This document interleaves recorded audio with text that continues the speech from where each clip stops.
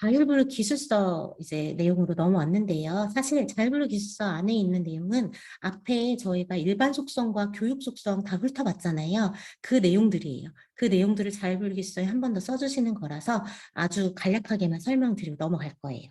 자율분류 기술서가 뭐냐? 대학이 교육 편제 단위의 일반 속성과 교육 속성, 앞에서 저희가 공부한 부분들을 기반으로 교육 편제 단위의 표준분류 계열을 자율적으로 분류한 문서다. 교육 편제 단위 개편이 있을 때 무조건 쓰셔야 되고, 또는 교육 편제 단위 표준분류 계열 변경에 학과 정보의 키값이 되는 속성, 뭐 단과대학 변경, 공문 명칭 변경, 이런 뭐 주요 부분 변경, 학과 특성 변경, 아까 표에 자율분류 기술서 작성에 동그라미 되어 있던 부분들은 다 변경될 경우에는 자율분류 기술서 쓰셔야 된다. 또는 융합 현황을 등록하기 위해서 쓰셔야 된다라고 알고 계시면 될 것 같아요. 자율분류 기술서 작성에 따른 업무 프로세스 표로 그려드렸는데요. 학교에서 자율분류 기술서 작성해서 제출해 주시면 센터에서 1차로 검토를 할 거예요. 검토를 해서 별 이상이 없으면 그냥 센터에서 수용을 해드리고요. 뭐 폐지같이 간단한 거라든지 아니면 뭐 명칭 변경, 단과대 변경 같이 간단한 것들은 센터에서 바로바로 수용을 해드리고, 계열 변경이 되거나 아니면 융합 현황이 있어서 심의가 필요한 경우에는 저희가 심의 상정을 해요. 표준분류 계열 및 융합 여부 심의를 위해서 표준분류 심의위원회라는 이제 저희가 기구를 설치해서 운영을 하고 있고요. 이 표준분류 심의위원회는 이 계열 대학에서 관리하고 있는 교육 편제 단위들의 표준분류 대중 소개열을 심의하기 위해서 저희가 운영하고 있는 기구예요. 지금 올해 기준으로 한 63명 정도의 표준분류 심의위원분들이 활동하고 계시고요. 각 중계열별로 한 두세 명 정도 그 해당 학문 분야의 전문가, 교수님들을 저희가 초빙해서 표준분류 심의위원회로 활동을 하고 계십니다. 저희가 2년 임기로 이 표준분류 심의위원회를 구성해서 운영하고 있기 때문에 지금 2021년부터 2022년, 3년까지 2년 임기로 이제 운영을 했고, 올해 1월 달에 다시 이제 앞으로 2025년까지 활동하실 심의위원분들을 뽑을 거예요. 그래서 1월 중에 저희 학교에 추천 공문을 보낼 텐데, 그때 좀 많이 추천을 해주시면 좋으실 것 같아요. 아무래도 그 학교에 이렇게 표준분류 심의위원으로 활동하시는 분들이 계시면 학교에서 뭔가 교육 편제 단위가 많이 변경이 되거나 개편이 있거나 아니면 이슈 사항이 있을 때 좀 그래도 소통할 수 있는 창구가 전문가가 한 명 더 계시는 거잖아요. 저희 심의위원 하시면 되게 좋은 점도 되게 많거든요. 심의하시면 또 수당도 드리고 하니까 심의위원 추천 요청 공문이 갔을 때 학교에서 적극적으로 추천을 해주시면 감사하겠습니다. 그래서 심의 상정을 하는 경우 있고, 저희가 그냥 수용해서 결과를 학교로 이제 안내 드린 경우도 있어요. 그거에 대해서 학교는 결과 확인을 하시는데, 수용되는 경우에는 그냥 확인 처리하시고, 저희가 코드 확정까지 진행을 한 번에 할 수 있고, 만약에 심의가 들어갔는데, 조정이 되거나 아니면 추가 작성 요청이 들어가는 경우가 있어요. 조정이 된 심의 결과에 대해서는 한 번까지 이의 신청을 하실 수가 있고요. 그 다음에 추가 작성 요청은 저희 센터에서 할 수도 있고, 심의위원분들이 할 수도 있는데, 그 추가 작성 요청 사유가 있을 거예요. 뭐 어떤 부분을 조금 더 보충해 주세요라든지, 어떤 부분이 좀 오류 입력인 것 같아요라든지, 주로 이제 추가 작성 요청은 보충 요청이 많거든요. 교육 과정을 조금 더 보충해 달라, 뭐 이런 요청이 많은데, 그런 경우에 이제 다시 추가 작성해서 제출을 해주시면 거의 뭐 수용이 되거나 또 한 번 이제 조정이 되거나 할 수도 있습니다.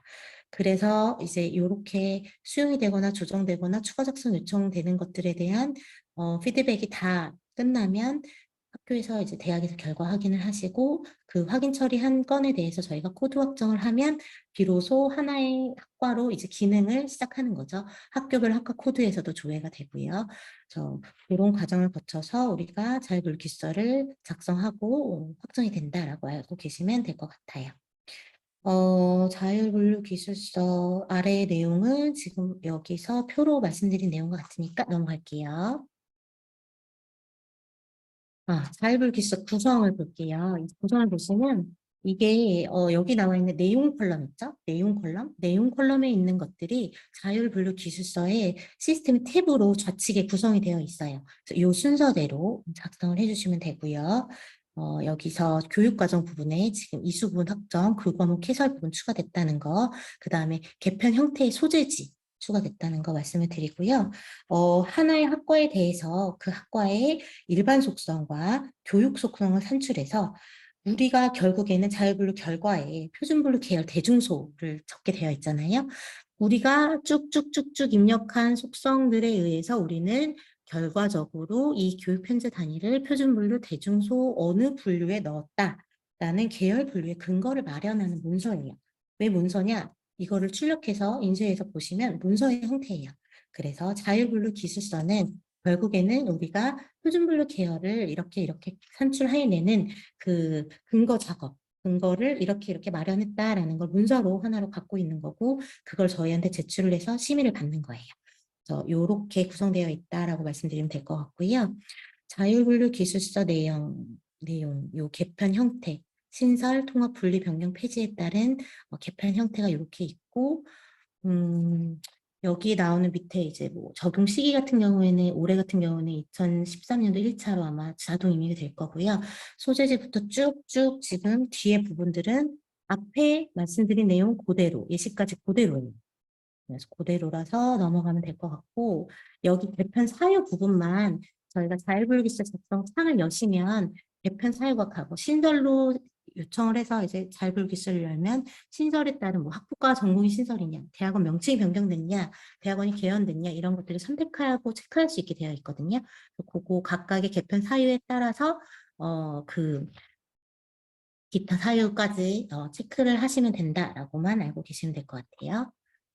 그리고 학과 특성부터 쭉쭉 넘어갈게요. 다 앞에서 설명드린 내용이에요.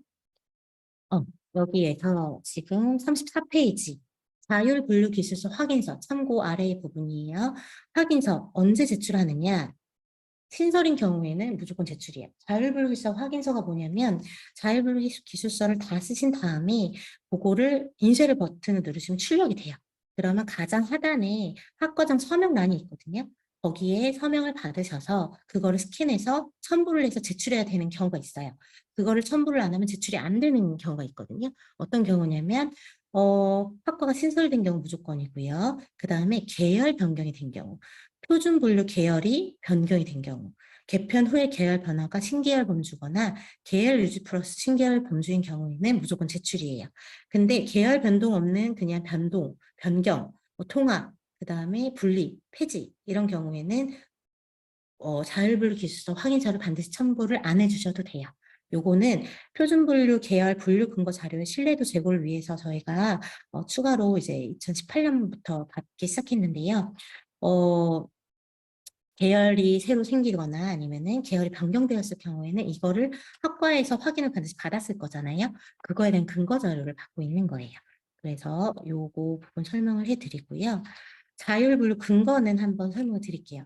우리가 이 학과 A라는 교육 편제단위에 대해서 자율분류를 대중 소개를 어떻게 했어. 근데 그 자율분류를 한 근거가 어떤 백데이터, 어떤 로데이터를 가지고 근거를 계열을 분류를 했는지에 대한 자료를 이제 기술서 상에서도 한번 표시를 해주시는 거예요.